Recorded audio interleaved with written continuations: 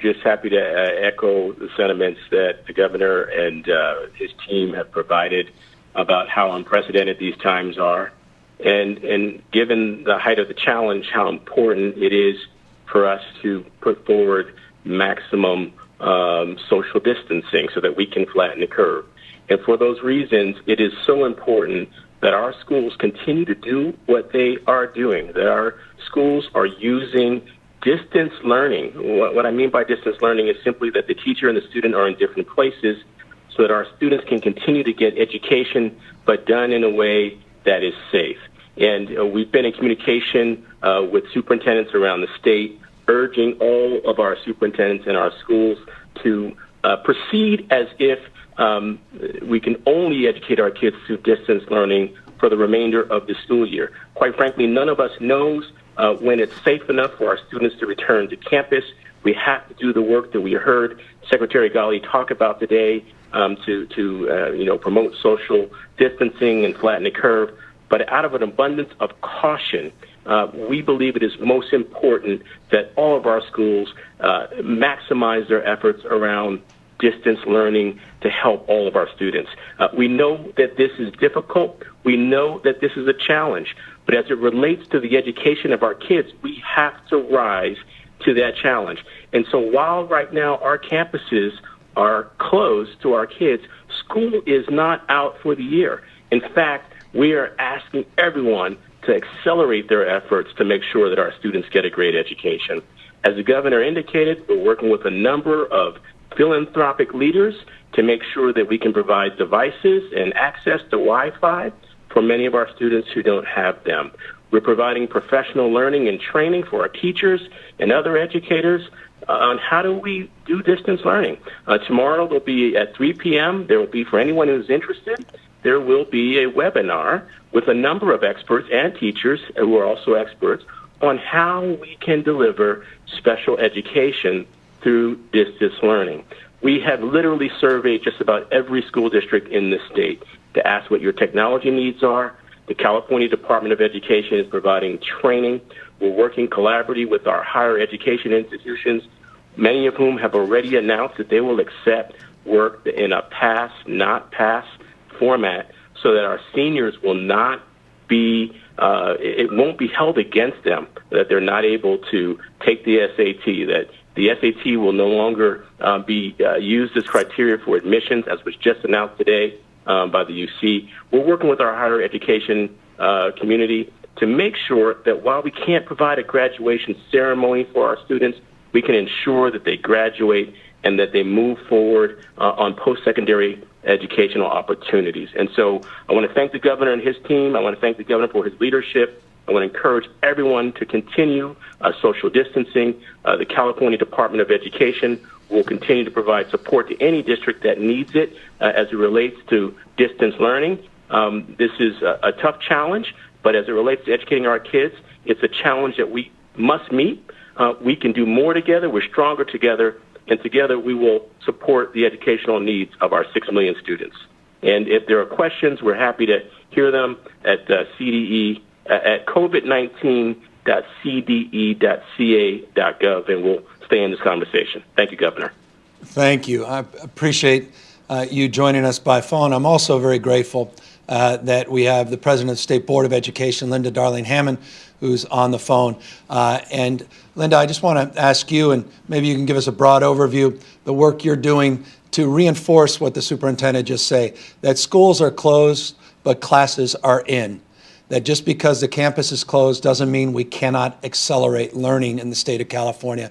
Perhaps you can amplify a little bit more on the distance learning efforts, maybe a little bit more as well as about childcare needs within the system, and a little bit on food distribution.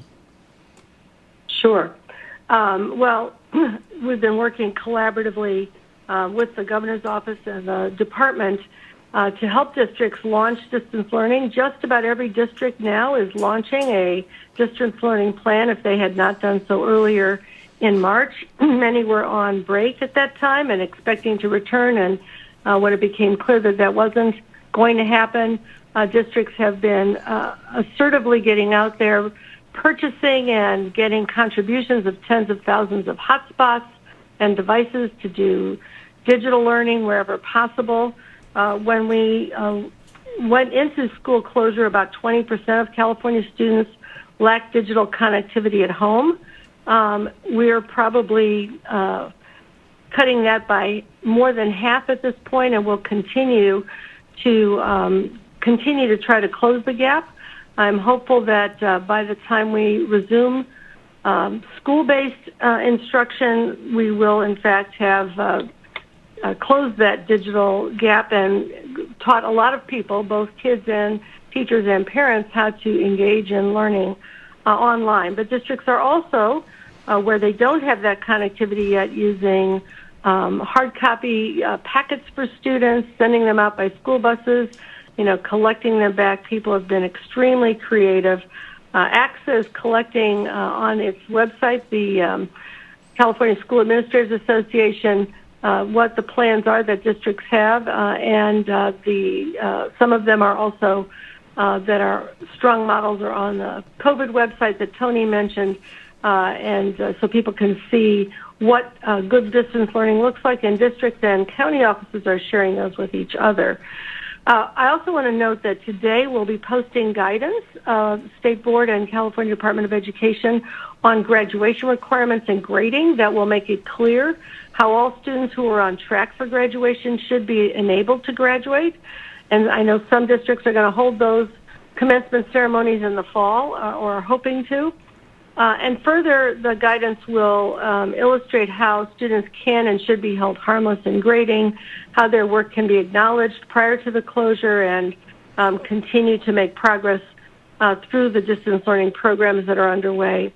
We'll also be issuing later today a joint statement from the Department of Education, State Board, and our higher education partners, UC, CSU, community college systems, and the private nonprofit universities, on solutions to a lot of the college admissions challenges that our juniors and seniors have been worrying about.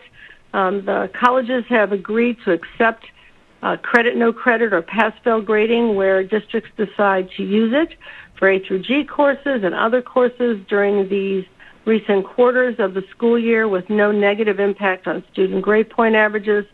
Colleges and universities are also extending a wide range of flexibilities for testing requirements, timing of payments, processes for transcripts, reconsidering the needs for financial aid that students may have because of changing circumstances of students and families. So we're really pleased that everyone is joining arms and working together on behalf of the students. We are also, as you noted earlier, ensuring that students are getting fed.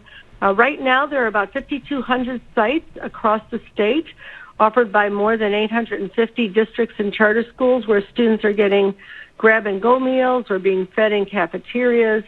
Many districts have expanded their provision of meals so that all students under the age of 18 are getting served, or all of those in schools that are Title I schools with more than half of students living in poverty. So we're getting as many people fed as possible, and as you noted, the federal government has approved our request for waivers to make this process of food access even more extensive. We do have a number of districts that are setting up child care centers. I know when Los Angeles closed physical buildings, they opened 40 child care centers for the children of first responders and other essential workers. San Francisco's done the same. This is a strong need throughout the state, and I would say that it's the place where we need to put our oar down for, additional intensive work. But districts are also organizing where they can and reaching out to other community partners, Boys and Girls Clubs, YMCA, WCAs, and others to be partners in the child care process.